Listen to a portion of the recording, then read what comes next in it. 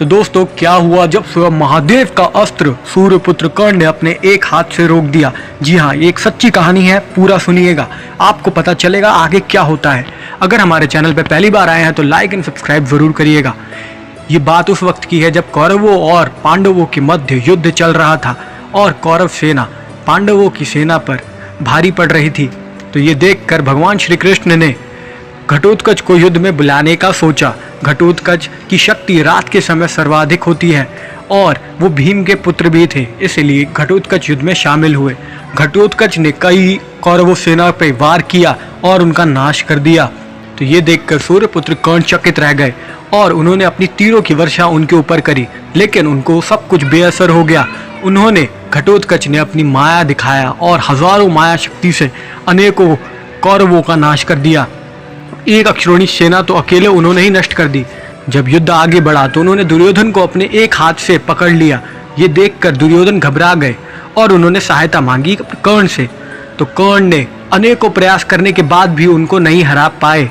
तभी होता क्या है कि घटोत्कच अपनी सर्वाधिक शक्ति, सबसे ऊंची शक्ति चक्र का प्रहार उन पे करते हैं, लेकिन सूर्यपुत्र कर्ण उस चक्र को भी रोक देते हैं अपनी तीरों की प्रहार से और युद्ध आगे बढ़ता रहता है। ये सब देखकर घटोत्कच को लगता है कि अब उन्हें सर्वाधिक शक्ति का उपयोग करना ही पड़ेगा, जो सबसे ऊंची शक्ति थी, जो स्वयं भगवान महादेव ने उनको प्रदान करी थी। उन्होंने अपना एक अस्त्र दिया, उन्होंने अपना एक अस्त्र उनको प्रदान किया था, जिसका प्रहार घटोत्कच ने कर्ण के ऊपर किया। कर्ण की तरफ वो अस्त्र आ ही रहा था कि वो अपने रथ से नीचे कूदे, और जैसे ही नीचे कूदे वो अस्त्र जाके उनके रथ को नष्ट कर गए। उस अस्त्र के प्रहार से बच गए और उन्होंने रोक दिया महादेव के उस महान अस्त्र को।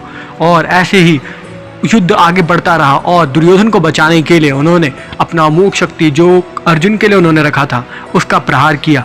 और जैसे ही उन्होंने ये प्रहार किया घटोत्कच वहीं पे गिर गए, लेकिन गिरने से पहले घटोत्कच ने अपना आकार इतना बढ़ा दिया था कि कौरवों सेना की असंख्य लोग उसके अंदर दब के मारे गए। यानी कि अंत में भी घटोत्कच ने कौरवों की सेना का बहुत नाश कर दिया था।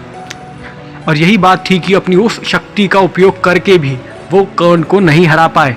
महादेव के दिया गया वो अस्त्र उन्होंने एक बार के लिए तो रोक ही दिया था अपने हाथों से, मगर जो नियति थी वो यही थी कि कर्ण का जीतना तय था, क्योंकि उनके पास शक्ति थी इंद्रदेव की द्वारा दी गई, और इसीलिए कर्ण इस युद्ध में जीत गए।